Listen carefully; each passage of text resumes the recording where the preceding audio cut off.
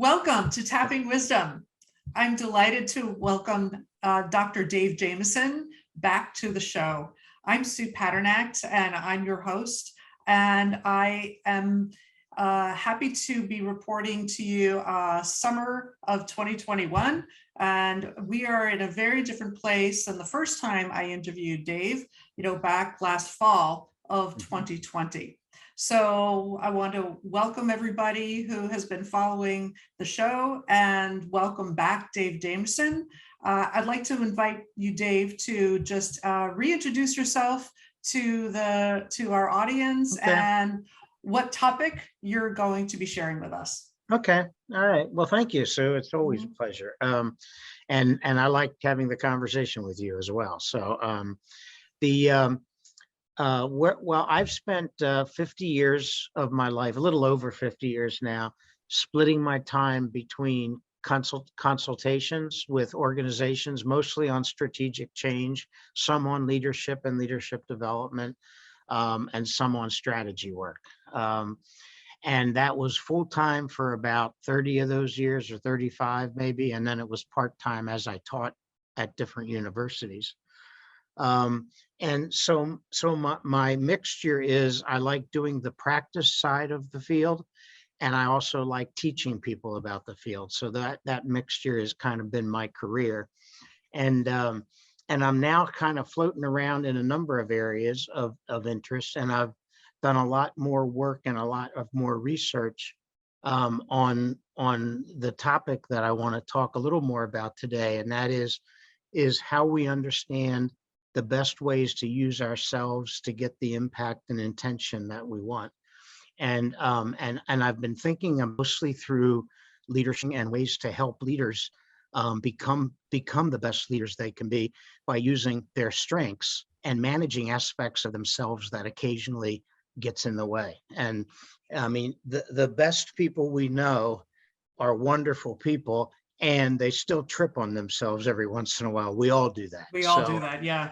So part of the use of self frame in trying to be a coach or helping anyone else, is how to help people think about what's happening to them inside while other things are happening around them outside, and how they react to that and how they process that and what choices they make. So that becomes the way we think about every day. We have 100 situations where we behave, where we do something. And I think that is what I've learned a lot more about now in terms of for anyone in a professional role, really. But I think my attention has been on leaders lately, because leaders have been through also a very difficult period, and a lot of how they respond to people is going to make a huge difference in what organizations look like going forward, I think. So. Yes, very certainly. I mean, the trick for leaders, of course, is on top of all of the substantive things that they need to do, their responsibilities are more complex. Yes. So there's more of them, they're more complex, and there's more pressure to remain composed and more pressure to use themselves to be their best selves, like you said. Exactly. Yeah. Exactly. So thank you for bringing this. And the challenge is very real, because what's around the corner is less clear than what used to be around the corner. And so the leaders who have gotten used to either having the right answer or people looking to them for a right answer, the leader also has to adjust to the 2020s that we're in now, and realize that they need other people that can help to see around a corner when we're not sure what's coming in the future. And it's a different way of leading. Absolutely. So let's talk about how is use of self, Dave, different from emotional intelligence, in which we have self awareness and self management and relationship awareness, social awareness and relationship management. So can you speak to that a little bit? Yeah, I can. I think everything about emotional intelligence is a critical element in who we are, I mean, it's something we can develop and we can learn more and we can improve. The key pieces of it, in my opinion, are, do I understand my own emotions, and can I understand and see emotions in others? So I think those are the two biggest things. And the way that connects back to use of self is, the emotional side of us is only one part of who we are. So it really deals with an important piece, but not the whole piece. And so the whole of use of self is more about, what do we know about all of ourselves, our strengths, our weaknesses, our challenges, our vulnerabilities, how we create joy, and what gets us down. The more we understand those things, it's not that there's ever a right or wrong. We're all unique in some ways. And once we understand that, then we know better what to bring forward in each situation that we find ourselves in, which aspects of ourselves are what is needed in that situation. And at the same time, the notion of self-management. What do we need to manage about ourselves so that we don't interfere with whatever's happening in front of us? And that's why we have to understand, what is our role, what is our intention, what is our purpose, what are we trying to accomplish? And so, Absolutely. yeah, you put those Absolutely. two things together. Yeah. So, one of the things that I thought was really fascinating when we were preparing for this was your discussion of intentionality Yeah. and motivation, which that you're right, that is not part of emotional intelligence. So, Right. emotional intelligence is a subset. It's part of it, and I think discussing Yes, it's intentionality part of it. and motivation is really important. Can you expand on that? Yeah. Yeah. Think about it, starting with purpose. Okay, which is a very popular topic nowadays. And what is your purpose? What is our purpose? So we have a purpose at a macro level, like why we're how we're trying to live our life or something. We also have purposes, and I start talking about those more as intentions when we get situational.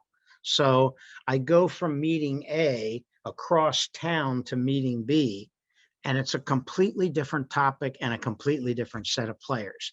So I have to say to myself, I'm the same person, but I'm in a different role in those two places. What is my intention? What are we trying to accomplish today? What is going on in this group of people around me?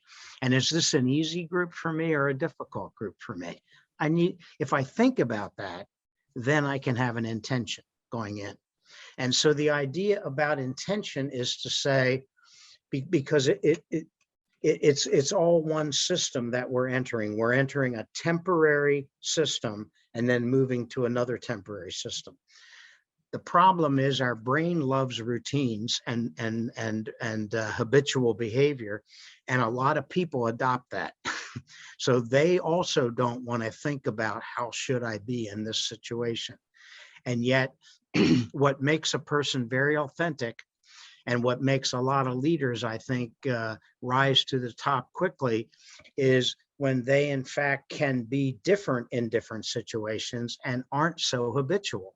And therefore, you don't just say, "Oh, Harry's coming, I know what he's going to say." I mean, that's not what you want. What you want is, what's the situation demanding of you in your particular role.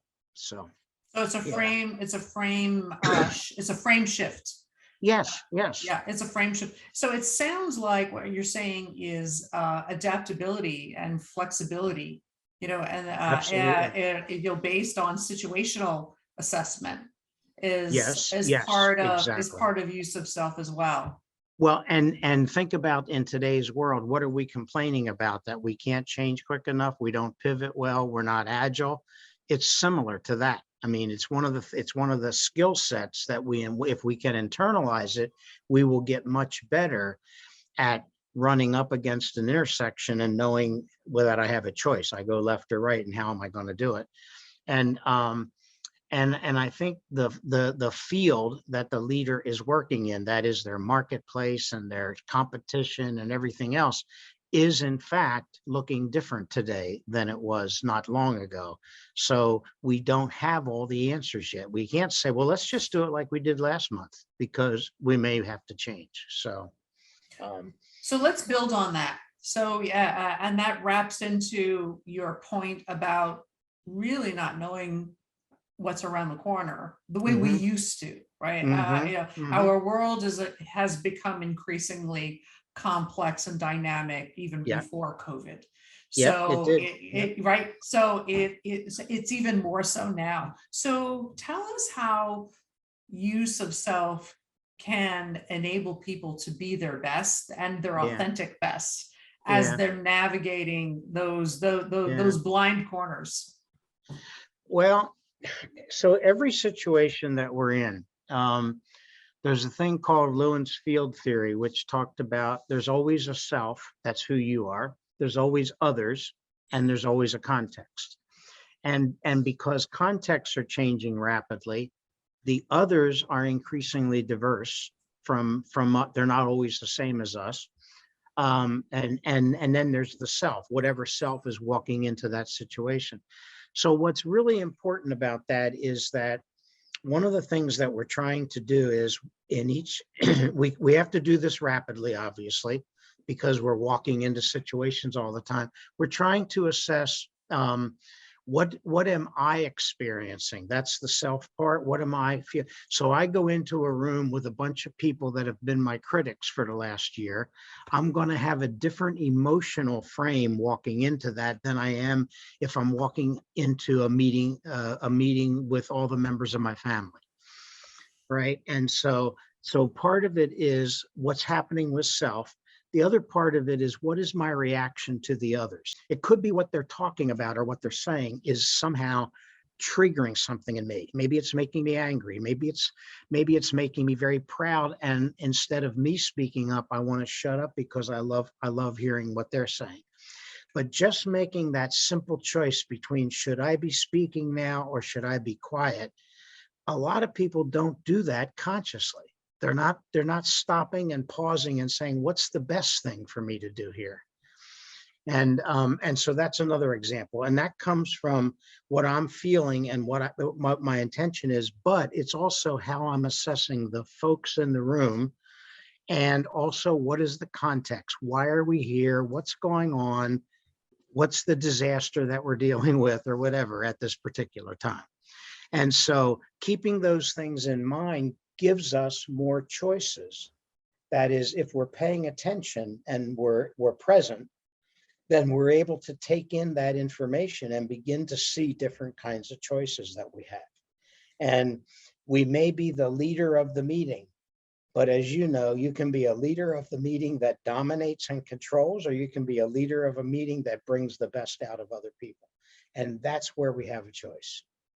So it sounds like what you're saying is intentionality is really about being strategic about our goals and the impact Mm-hmm. that we Mm-hmm. want to make as part of use of self. Yep. So Yep. it's all of the thoughts, the values, the motivations, our capabilities, Yes. Yes. coming together to bring the best of who we are to affect the change that we want. Exactly. And we study for years. We study to get knowledgeable. We study to build skills. We go to training to learn things. And that's all valuable. That's what makes us who we are. However, our emotional and cognitive operations, that is, whatever those things are that go on in our head, can hijack all of our capabilities. So on a given day, we can be so torn up inside because of something that no one else sees that we cannot be our best self, we cannot be thinking clearly, or we can get more emotional than we'd like to be in a particular situation. And that's normal human beings operating. The question is when we pay attention to it and we can get conscious in the present.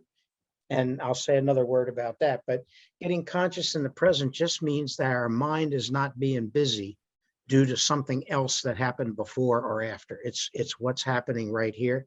But if we get a little bit of that consciousness in there, we have a chance of seeing more things, seeing more choices, which is also important. And when we can't see choices, we are a bit in a corner. When we can't see choices, we know one way that we always can act, and we do that. And if we don't override our own brain sometimes, anything that looks similar will draw the same behavior out of us. And so all we're trying to do is get better at that. That's all. Yeah, I'd like to ask a question about the influence of power. Yeah. Power, control, status, Hmm. all of those things. How do those play into use of self? Yeah. Yeah. Well, Mhm. I think it starts a little bit with identity. That is, when I think of myself, I'm the leader of X division or department or group or whatever. When I define that identity, how much control and authority I believe I have and how much power I should be using is all part of what I internalize as an identity. Now, no one may have ever told me that, or I may have watched 5 role models and they all were the same. And so now I'm internalizing it. But it starts with, what do I believe my role is? Which is one of the questions I often ask leaders in coaching is describe your role to me. I don't want a job description, but I want the person to say what they see their job as. And the reason for that is people will use different words. They will use some controlling words, and they will use some developmental words, and they will use some directional, strategic kind of thinking words. And I think that's an important identity they're attaching to their role. That's one piece. The other piece then is, how do you get things done? How do we get things done? Part of that's a cultural question, the organization culture, but part of it's a personal leader question too. I get things done by being really hard on people, or I get things done because I challenge people to raise. I challenge people to bring out their best potential, or I give people opportunities and I let them have small failures. That's how I get things done. Or we all come together and we make a group decision, or I make decisions and I tell people, whatever language people use is the way they see their role being executed. And I think what we can do with the use of self lens is we can help more people by asking questions. We can help more people think about, what are they bringing into that is not a requirement, or what is helping or hindering the success that they're trying to have. So if I was a leader coming to you for coaching on use of self, uh, what would be the kind of things that we would be working on? Like, kind of take me Yeah. in an abbreviated manner, like the A to Z, the Mm, kind of main milestones that we would hit for me to kind of get mhm. through a use of self process. Yeah, I think it would start the same way that most, I think, would. Like, why are they seeking any coaching at all? In other words, what's working well, what's not working so well for them? What are they noticing? What kind of feedback do they get, either from peers, employees, or bosses? I mean, what are they getting? And and how do they feel about it? Because I want to start somewhere where we find the piece of tile that they're standing on currently, wherever that happens to be, as the starting point. And then I think, a couple of kinds of questions will be really important. And one of them will be to have them talk about the self other context as they see it, without them even using those terms. Just, what is it that you feel you can be doing better, but you're having trouble with? And then they describe all that. And I want them to describe it from themselves. And then I wanted to describe it of what they think is impacting other people and how are they providing feedback to them. So we start to get them thinking about that relationship. The thing am most concerned about is, a lot of people are really never very clear about the impact they're having, because so few people will tell the truth to them. And so there's impacts that are out there. They're floating in space, but the person doesn't really know them. And so depending on what they come up with then that would need some work, we might decide that there's information they need to get from other people that they just haven't gotten before. And so we might set up some things, not where I as the coach would be present, but some things that they would go and do and have conversations with people about and then bring it back. So that would be one way that we would begin to do it. And I think it's not that we have to concentrate the whole thing on use of self. It's just that we don't ever want to lose sight of the fact that every time we act and don't act, we're impacting that little system that we're in. And we have to be thinking about that from the intention side and from what choices I did or didn't see. So This is reminding me of a term that an old professor of mine, yeah, Dr. Warner Burke, he used to call yeah, us self as instrument. yeah, same Right, thing. right. So same thing. Yeah, That specifically, he was talking to us as students yes, about becoming consultants exactly, and learning about exactly. that. So how do we use the metaphor of an instrument that, that's tuned, right? Yeah, Or yeah, versus out of tune. Every time we use ourselves, we yes, might be tuned, but we're also getting out of tune also. So it's a continuous state of adjustment based exactly. on how we're playing versus who we're Yeah, playing with and the context and all that. So it's a very exactly. similar metaphor.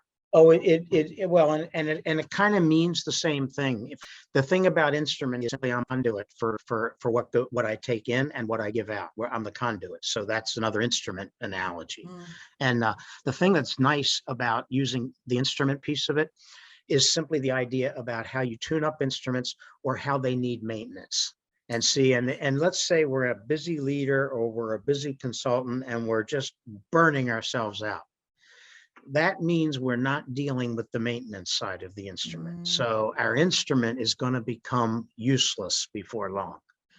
And so, yes, we are always the instrument, and being a human instrument, then it means that you're constantly wearing out either the cognitive or the emotional or the physical parts of ourselves, or even the spiritual parts. I mean, the point is, it's ourself is all we have, and we bring that, and we hope we bring our best forward.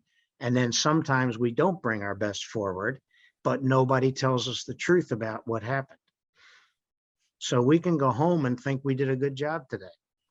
I love that you brought up the self-care element Yeah, of use of self, yeah, because that really brings us to where we are now. So we're talking in summertime of yes, 2021. yes, The importance of self-care, I think, has become quite prominent, yes. now that we're in this stage of the COVID-19 pandemic. So, Okay, so let me ask you a couple of kind of final closing questions. okay. In your experience in applying use of self in your coaching and Coaching. consulting practice, Hmm. what are a couple of really good outcomes that you're seeing leaders Hmm. experience as a result of this? I think I think the first level that is important is how good people's self-awareness is.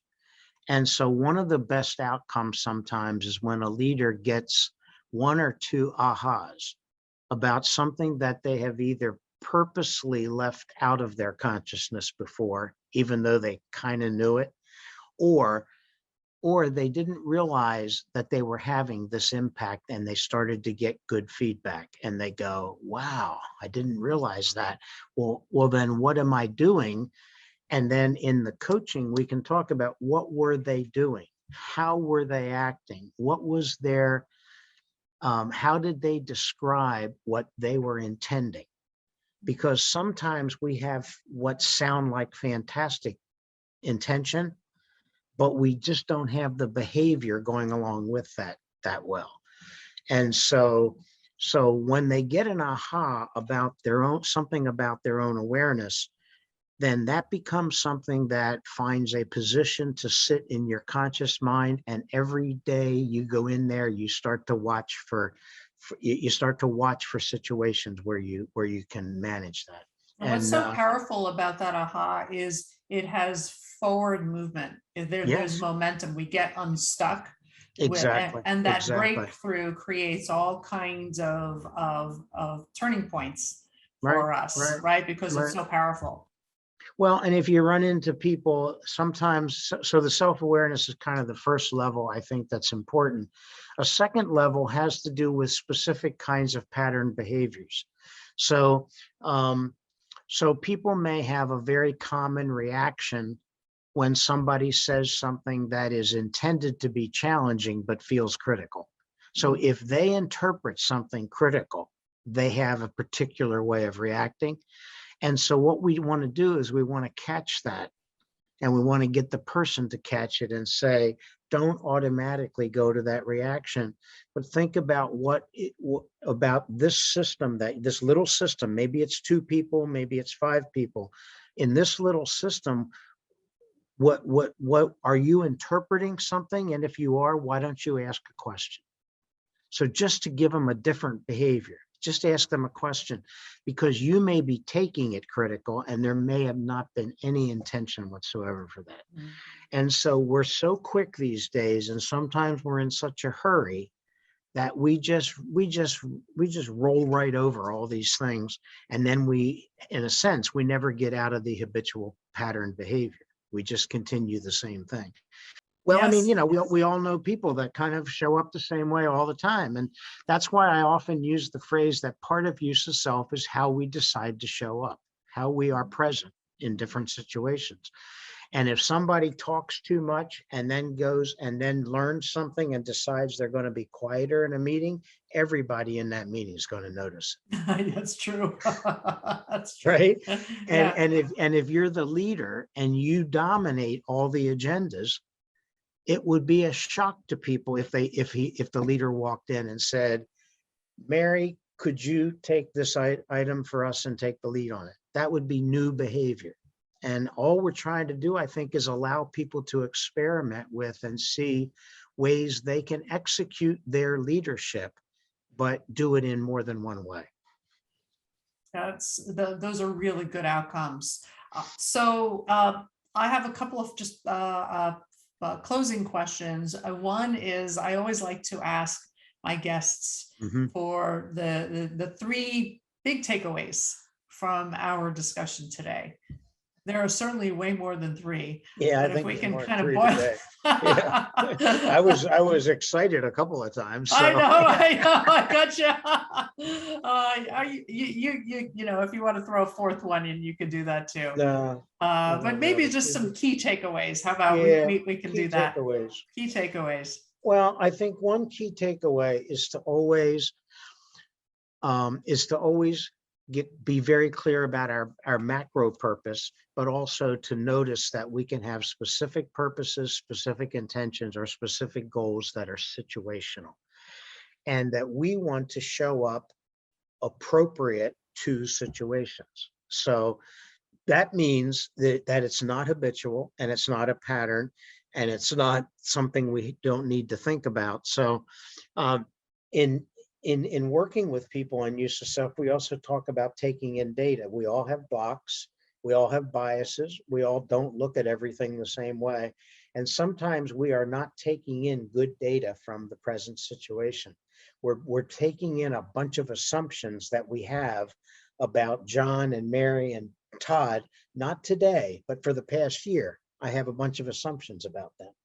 So I'm not even opening up space where the possibility of us interacting differently might occur. Mm. So that's an important piece too. I think that we have to look at, we're always in these little systems, and we have a lot of choices that we don't always see. So we want to definitely take a look at our choices. The self-awareness piece, there's always things we can keep learning. I did a lot of that work years ago. I'm sure you've done a lot of that work. And last week and next week, I'm going to learn something new yet, because I'm open to it on purpose, because I know every time I learn some of that or get feedback, then I can be better. I've learned that process. So we want to do that for more leaders too. We want to say, times are tough right now, and you may not know what to do in this situation. Let's look at 5 or 6 different ways that you could interact with your team and see what happens. That would be how we would begin to do it. And so those are probably the big takeaways. I would also pay close attention to one's values, meaning we didn't talk about that so much. It's just that remember that the values are the drivers behind a lot of our choices.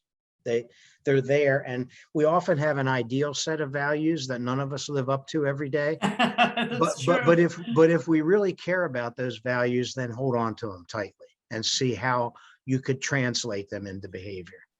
And I think that's important as well. So. Absolutely. Thank you for bringing that up. My last question, Dave, is always, what have I not asked that you would like to bring up and share with the group?